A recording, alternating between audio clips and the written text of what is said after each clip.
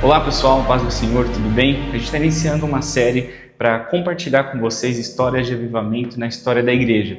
Neste ano, nosso tema no Creio é Aviva-nos, e é muito bom quando a gente consegue olhar para trás e ver tudo que o Senhor já fez em acontecimentos que nos trouxeram até aqui também.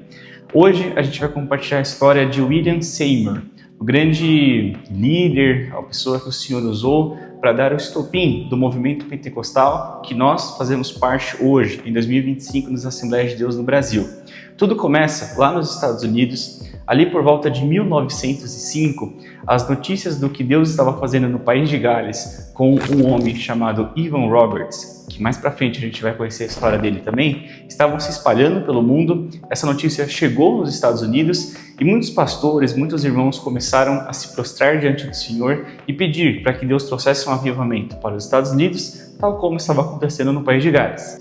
O nosso personagem de hoje, o William, ele nasceu em 1870 em uma família de escravos. Ele cresceu passando muita dificuldade nos Estados Unidos, que era marcado pela segregação racial, e ele aceitou Jesus por volta dos seus 20 anos. Qual era o contexto dos Estados Unidos nessa época? A gente viu que o William nasceu de uma família de escravos. Entre 1861 e 1865, aconteceu uma guerra civil nos Estados Unidos e o país voltou a se tornar um só, acontecendo a abolição da escravidão. Então se iniciou um movimento de segregação racial, que era algo que era uma imposição social e uma imposição por leis também, que dizia que os negros e os brancos não tinham os mesmos direitos.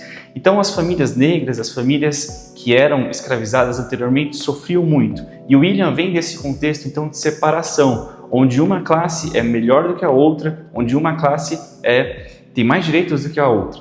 E ele sofre muito disso na sua vida, mas nós vemos como o avivamento que aconteceu na Rua Azusa, que a gente vai chegar daqui a pouco, trouxe uma lavagem realmente dessa ideia, dessa cultura. Alguns historiadores dizem que é como se o sangue de Jesus ele limpasse todas essas diferenças e todas as pessoas diante de Deus são iguais. Após aceitar Jesus, então, William foi se desenvolvendo, foi se interessando pela palavra do Senhor, pela oração. Ele estudou em um seminário, e é muito interessante a história de sofrimento, porque ele não podia estudar na mesma classe que outras pessoas. Então, geralmente, ele estudava no corredor de fora da classe. Ele ficava escutando o que o professor estava falando, fazia suas anotações, os seus estudos, porque ele não podia estar no mesmo lugar do que os brancos. Mas William estava dedicando a sua vida ao Senhor, buscando ao Senhor, e ele se tornou pastor de uma igreja no Texas. Até que uma irmã que recebeu o batismo com o Espírito Santo em uma igreja em Los Angeles chamou William para conhecer esse trabalho, para conhecer o movimento do Espírito Santo que estava acontecendo lá em Los Angeles. Então ele foi para lá para conhecer tudo que Deus estava fazendo. Em 1906, William chega ali em Los Angeles, ele conhece uma família de pastores, eles começam a se reunir para orar, William começa a pregar ali naquela cidade, e o derramamento do Espírito Santo, esse movimento, ele começa em 1906, quando um homem chamado Edward Lee foi batizado com o Espírito Santo. Eles continuaram se reunindo. Depois dessa experiência, outras 6 pessoas também foram batizadas com o Espírito Santo, e aquele movimento começou a crescer, crescer e crescer. Os cultos começaram a ficar mais cheios de pessoas, as pessoas eram batizadas com o Espírito Santo, aconteciam experiências espirituais profundas, até que um dia a polícia chegou em William e naquelas pessoas e disseram: olha, vocês estão fazendo muito barulho aqui na vizinhança, o local já é pequeno para vocês, por favor, encontrem outro local para realizar os cultos, as reuniões de vocês. E foi aí que eles então saíram em busca de um galpão, de um lugar maior, e eles foram até a Azusa Street. Nós conhecemos, tanto aqui no Brasil, como Rua Azusa. É por isso que vem aí a ideia do movimento da Rua Azusa.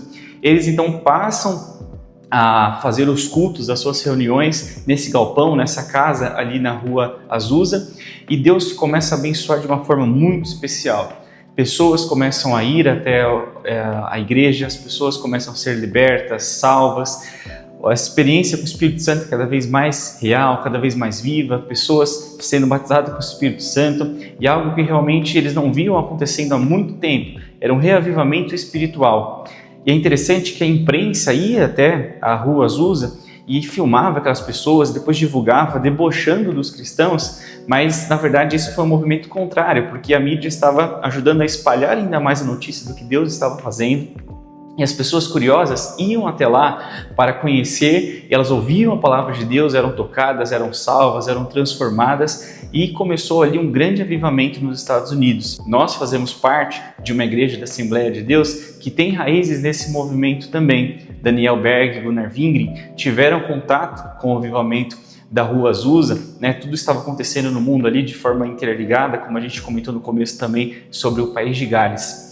E essa transformação que estava acontecendo na vida das pessoas também desembocou na sociedade. Os cristãos eles conseguiam viver em paz e harmonia, pretos e brancos no mesmo lugar, louvando e adorando ao Senhor. Então, glória a Deus pela vida do irmão William e de todos os irmãos que se prostraram diante do Senhor e Deus ouviu as orações e Deus, naquele tempo, enviou um grande avivamento que chacoalhou os Estados Unidos e que alcançou as nossas vidas também. Que Deus nos abençoe, que Deus nos permite clamar, assim como os nossos irmãos, conforme a vontade de Deus, que nós possamos viver um avivamento também na nossa geração. Deus abençoe, creio. Até a próxima.